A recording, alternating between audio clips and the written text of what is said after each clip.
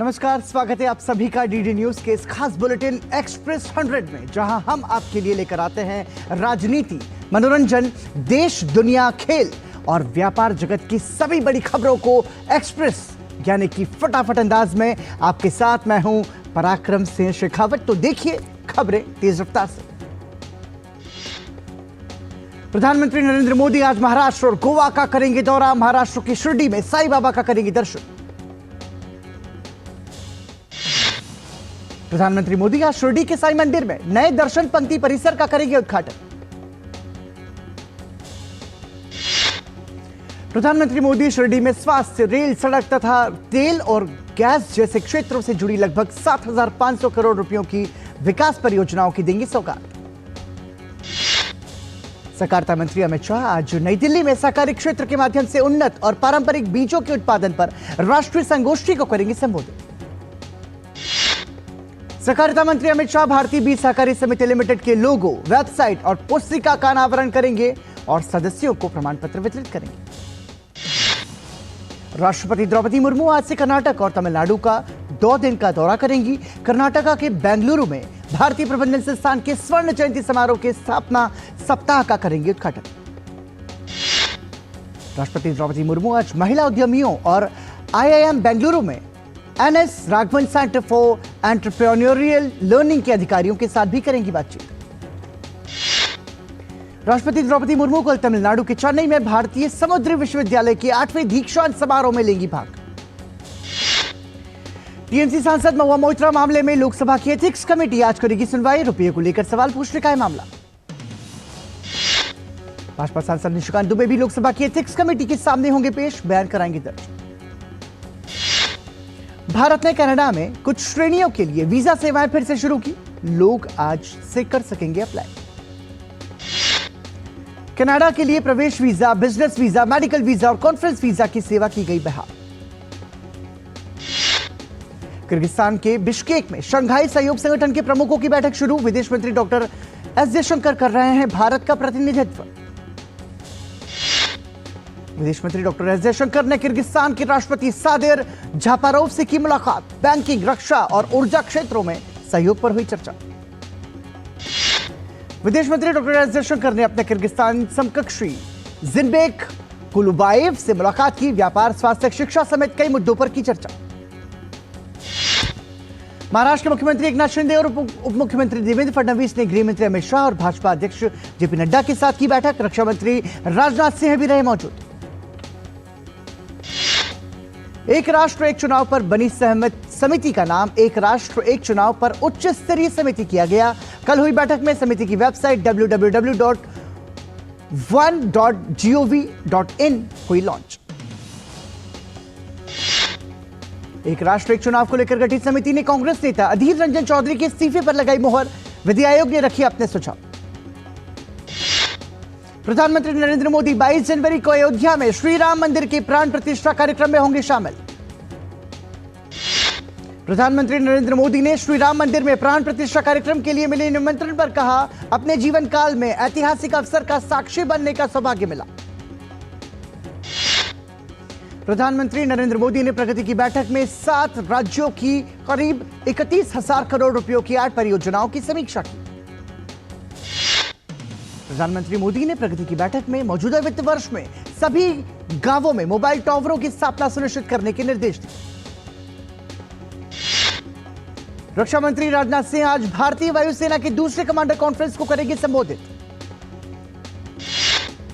केंद्रीय मंत्री हरदीप सिंह पुरी आज नई दिल्ली में भारत के पहले रेफरेंस फ्यूल को करेंगे लॉन्च। स्वास्थ्य राज्य मंत्री एसपी सिंह बघेल और डॉक्टर भारती पवार आज फिकी हिल 2023 हेल्थ केयर एमएटी एमोफोसिस कार्यक्रम को करेंगे संबोधित।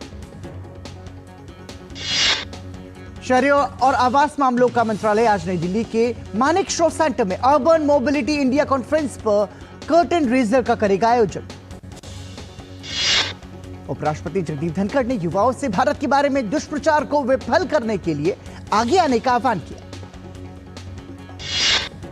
सरकार ने वर्तमान रबी मौसम के लिए फॉस्फेटिक और पोटाश उर्वरकों पर 22,000 करोड़ रुपए से अधिक की सब्सिडी को मंजूरी दी।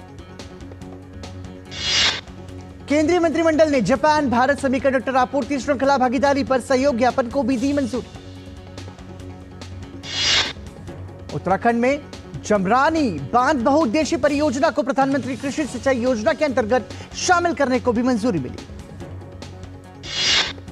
5 राज्यों में विधानसभा चुनाव की सरगर्मियां तेज। मध्य प्रदेश में कांग्रेस नेता कमलनाथ आज छिंदवाड़ा में से नामांकन दाखिल करेंगे। मध्य प्रदेश के मुख्यमंत्री और भाजपा नेता शिवराज सिंह चौहान आज बुधनी के बख्तरा, शाहगंज, बायन में करेंगे चुनावी प्रचार।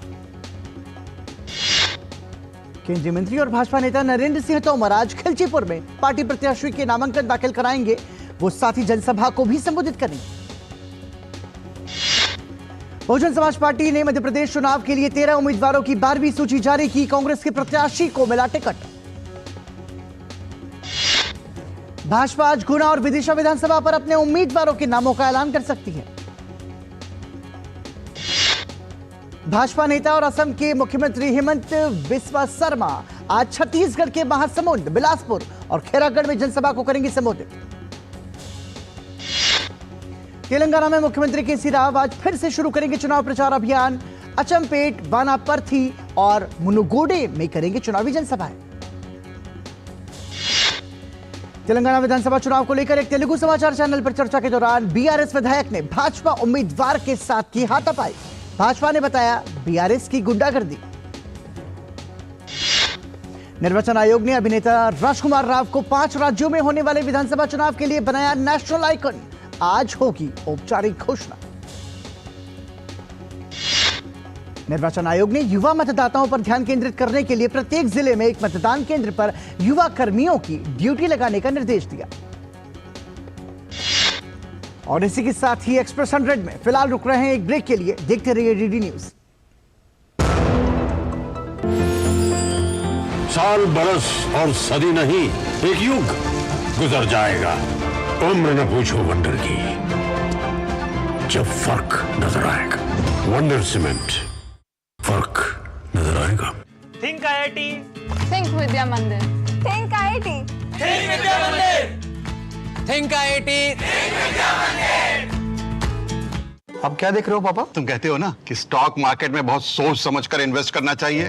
बस थोड़ा सा ज्ञान ले रहा हूँ। किससे? हर एक स्टॉक्स एक्सपर्ट है, मस्त एजुकेशनल वीडियोस बनाता है और अच्छी इन्वेस्टमेंट की टिप्स भी देता है। पापा इन वीडियोस पे ना जाएं।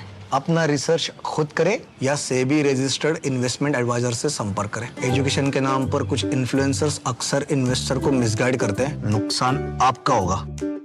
सोच कर, समझ कर, इन्वेस्ट कर।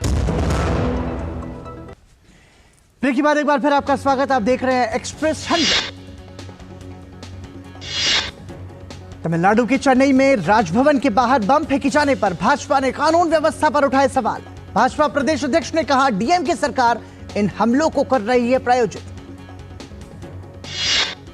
गृह मंत्रालय ने भाजपा नेता और कर्नाटक के पूर्व मुख्यमंत्री बीएस येदियुरप्पा की सुरक्षा बढ़ाई। उत्तर प्रदेश के मुख्यमंत्री योगी आदित्यनाथ ने गोरखपुर गोरखनाथ मंदिर परिसर में जनता दर्शन किए। मुख्यमंत्री ने लोगों की समस्याओं को सुना। उत्तराखंड के मुख्यमंत्री पुष्कर सिंह धामी ने आज सुबह चेन्नई के ट्रिप्लिकेन में पार्थसारथी स्वामी मंदिर में पूजा की। दिल्ली एनसीआर में एक बार फिर वायु प्रदूषण लगातार तेजी से बढ़ने लगा। दिल्ली में समग्र वायु गुणवत्ता सूचकांक AQI 256 ये खराब श्रेणी में है। दिल्ली सरकार प्रदूषण नियंत्रण के लिए आज से करेगी रेड लाइट ऑन गाड़ी ऑफ अभियान की शुरुआत। दिल्ली पुलिस जल्द ही 13,013 पदों के लिए भर्ती करेगी। उपराज्यपाल वीके सक्सेना ने रिक्तियों की समीक्षा करने के बाद दिए आदेश। कोलकाता में बंगाल की मंत्री ज्योतिप्रिय मल्लिक के ठिकानों पर ईडी की छापेमारी जारी। राशन वितरण के मामले में हो रही है छापेमारी। कर्नाटक के चिक्काबल्लापुर में नेशनल हाईवे 44 पर भीषण सड़क हादसा, 5 लोगों की मौत।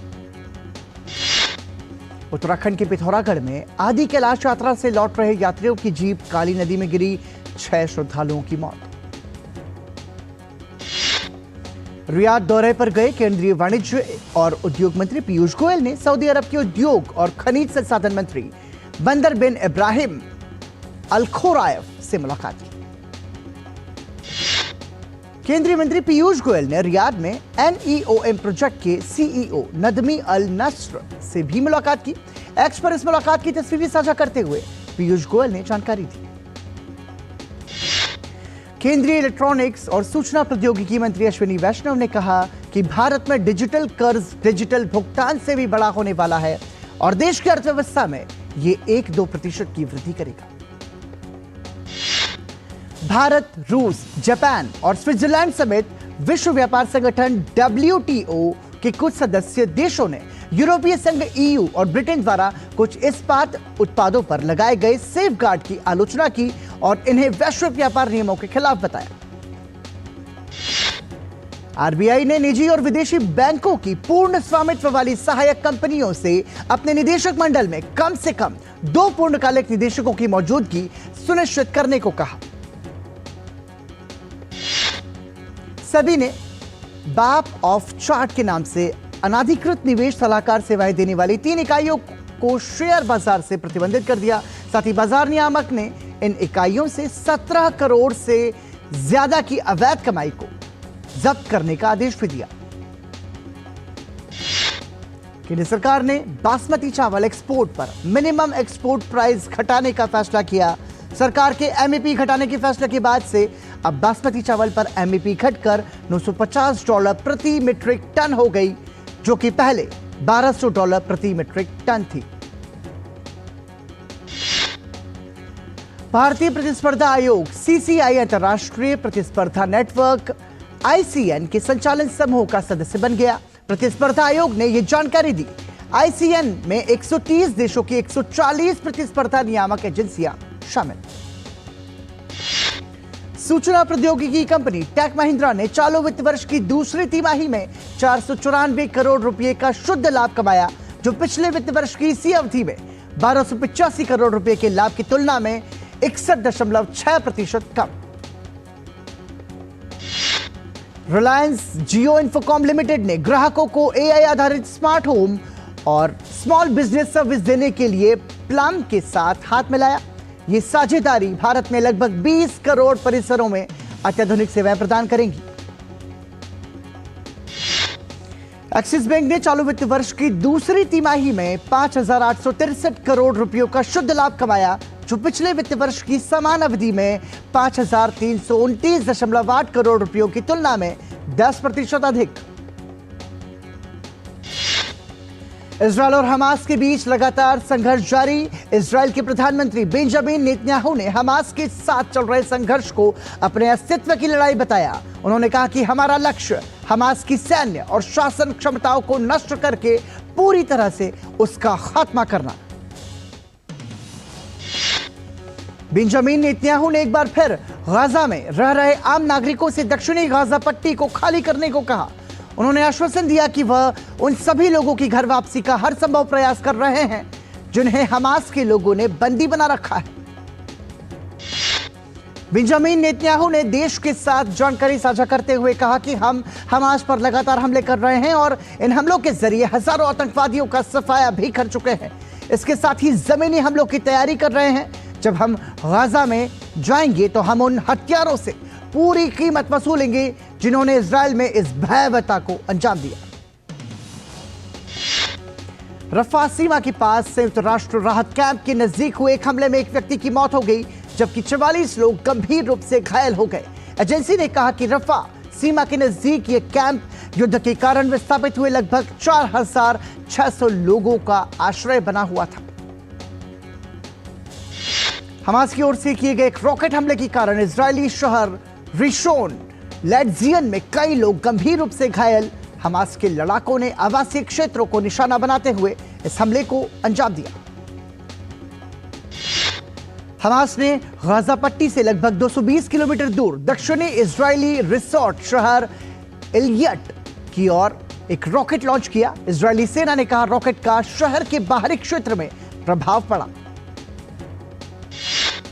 रूस और चीन ने गाजा पट्टी में इजरायल और फिलिस्तीनी आतंकवादियों हमास के बीच युद्ध पर अमेरिका द्वारा तैयार संयुक्त राष्ट्र सुरक्षा परिषद के प्रस्ताव पर वीटो कर दिया। अमेरिका ने अपने प्रस्ताव में मानवीय विराम का आह्वान किया था, लेकिन युद्ध विराम का नहीं। साथ ही यह सुनिश्चित करने को कहा था कि सुरक्षा परिषद द्वारा पारित किसी भी प्रस्ताव में इजरायल और गाजा में हिंसा के लिए हमास को दोषी ठहराया जाए। अमेरिका का प्रस्ताव खारिज होने के बाद संयुक्त राष्ट्र में इजरायल के राजदूत गिलाड एर्दोन ने कहा कि वह अमेरिका और इस परिषद के अन्य सदस्यों को धन्यवाद देना चाहते हैं जिन्होंने इस प्रस्ताव का समर्थन किया। यह प्रस्ताव स्पष्ट रूप से क्रूर आतंकवादियों की निंदा करता है और सदस्य देशों को आतंक के खिलाफ खुद का बचाव करने का अधिकार देता है। अमेरिका के मेन राज्य के लिविस्टन शहर में बुधवार देर रात सामूहिक गोलीबारी की घटना में 22 लोगों की मौत हो गई और 50 से ज्यादा लोग घायल हो गए। पुलिस ने संदिग्ध का फोटो जारी किया। घटना के बाद संदिग्ध हमलावर फरार है, जिसकी तलाश जारी है। राजनीतिक उठापटक के बाद पिछले 3 हफ्तों से खाली अमेरिकी प्रतिनिधि सभा को अपना अध्यक्ष मिल गया। रिपब्लिकन पार्टी से जुड़े माइक जॉनसन को अमेरिकी प्रतिनिधि सभा का अध्यक्ष चुना गया। अध्यक्ष पद पर निर्वाचित होने के बाद माइक ने सदन में सभी सदस्यों के साथ लेकर अमेरिकी हित में काम करने की बात कही। इजरायल और हमास में जारी संघर्ष के बीच माइक ने इजरायल के लिए अमेरिकी सहयोग जारी रखने की बात कही। अमेरिकी प्रतिनिधि सभा के नवनिर्वाचित अध्यक्ष माइक जॉनसन ने पद संभालते ही अपनी पहली कार्रवाई में इजरायल का समर्थन करने वाला एक प्रस्ताव को सदन के पटल पर रखा, जिसे सदन में 10 के मुकाबले 412 मतों से भारी समर्थन प्राप्त हुआ। रूसी रक्षा मंत्रालय ने जमीन, समुद्र और हवा से बड़े पैमाने पर परमाणु हमला करने की रूस की क्षमता का फुटेज जारी किया। मंत्रालय ने कहा कि रूस के उत्तरी आर्कान्सास क्षेत्र में परीक्षण स्थल से एक यार्स अंतर महाद्वीपीय बैलिस्टिक मिसाइल दागी गई। और इसी के साथ ही एक्सप्रेस 100 में रुक रहे हैं एक और छोटे से ब्रेक के लिए देखते रहिए डीडी न्यूज। साल, बरस और सदी नहीं, एक युग गुजर जाएगा। उम्र न पूछो वंडर की, जब फर्क नजर आएगा।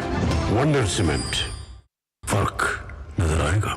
थिंक आईआईटी, थिंक विद्या मंदिर, थिंक आईआईटी, थिंक विद्या मंदिर, थिंक आईआईटी, थिंक विद्या मंदिर। ब्रेक के बाद एक बार फिर आपका स्वागत है। आप देख रहे हैं एक्सप्रेस 100 और आइए खबरों का तेज रफ्तार से जुड़ी खबरों के सिलसिले को आगे बढ़ाते हैं। आज से गोवा में 37वें राष्ट्रीय खेलों का आगाज हो रहा है। प्रधानमंत्री नरेंद्र मोदी इन खेलों का उद्घाटन करेंगे। लगभग 10,000 एथलीट इन खेलों में शिरकत करने जा रहे हैं। पुरुषों के शॉटपुट F46 में भारत ने 2 पदक जीतने में सफलता पाई। भारत के सचिन खिलाड़ी ने एशियन गेम्स रिकॉर्ड के साथ स्वर्ण पदक अपने नाम किया। इसी स्पर्धा में रोहित कुमार ने 14.56 मीटर तक गोला फेंककर कांस्य पदक जीता। नारायण ठाकुर ने आज 100 मीटर T35 रेस में कांस्य पदक हासिल किया। उन्होंने 14.37 सेकंड में रेस को पूरा किया। इस बार के खेलों में यह नारायण का दूसरा पदक है। पुरुषों के 100 मीटर T37 रेस में भारत के श्रेयांश त्रिवेदी ने कांस्य पदक हासिल किया। श्रेयांश ने रेस 12.24 सेकंड में पूरा करके इन खेलों में अपना दूसरा पदक हासिल किया। इससे पहले बैडमिंटन के मिक्स्ड डबल्स SL3S-U5 इवेंट में top schemes athlete Pramod Bhagat और मनीषा रामदास की जोड़ी ने कांस्य पदक पर अपना कब्जा जमाया।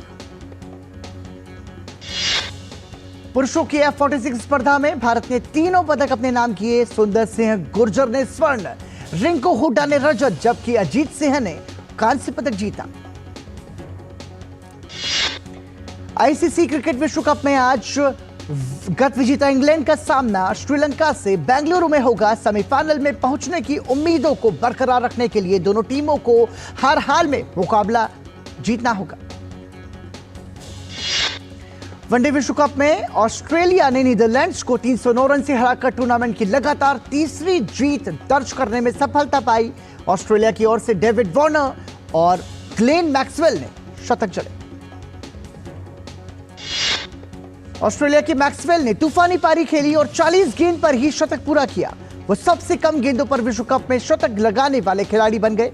मैक्सवेल ने 44 गेंद पर 106 रन बनाए। मुंबई की पूर्व कप्तान अमोल मजूमदार को भारतीय महिला क्रिकेट टीम का मुख्य कोच चुना गया। 3 सदस्यीय समिति ने अमोल मजूमदार का चयन किया।